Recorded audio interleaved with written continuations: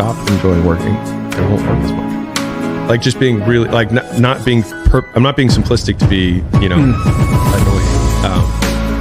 I work because I enjoy working. The decision to leave Baltimore, which is where I was from, to quit that path, to decide to start a business of my own, was still to this day the hardest thing I've ever done. By far, all the things we've been through to build what we have, the hardest decision was taking the leap for me.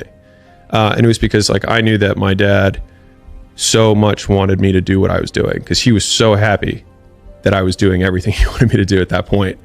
And I had told him over and over again that I wanted to do this other stuff. And he's like, yeah, like later, later. And so I knew that it would probably put a big dent in our relationship if I left. But for me, it was actually confronting the fact that I didn't want to be alive anymore, which was the thing that gave me enough courage, or whatever you want to call it, to actually make the decision to leave home. I think that's the basis of most change. Either you have to have a reward that incentivizes you. It's the away towards or away. It's either we're going away from pain or we're going towards pleasure. And I think a lot of people are really looking for that passion that's going to be towards. But I think early days, and I talk a lot about this, but like I think negative motivation is poo-pooed too much. Like if you are angry, use it. If you are sad, use it. Because like, what else are you going to do with it? Like you might as well let it help you. Like, or it uses you. You know what I mean? And so I always like to see when I was in my earlier days, I felt like I was wielding my anger at least in a direction. And I think also a lot of people think that they have to get like it right on the first shot. But one of the beliefs that I had was that I just want to be directionally correct. Like if I move, I know that I don't like this. And so this way is not where I am. And so I will start taking steps this way. And from the story that you at least heard, it's like, I'll ping pong a little bit to try and directionally move that way. And it's funny because Caleb's seen plenty of things from what we do at acquisition.com where we're like, we'll try it out. And if it doesn't work, then we're like, oops. In order to learn a skill, you want to have as much exposure as you can to repeat the action. And then you want quick feedback loops so that you can learn what you did wrong. So the perfect scenario would be mentor, mentee, repeated exposure, fix this, try again, fix this, try again. And in sales, if you can survive that long, then you are good enough that you will have gotten enough feedback. Like for most people, if they can weather the first 3 months of sales, then they'll usually be fine.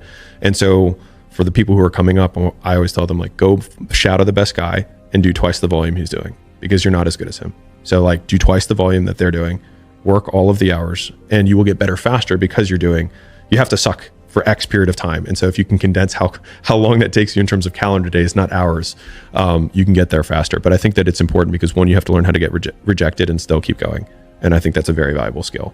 And then two, there's lots of like little things that you learn in just interpersonal communication that allow you, that you can use with teammates later, you can use in marketing, because a lot of the best marketers started as salespeople, and marketing is just sales one to many, at least as I understand it.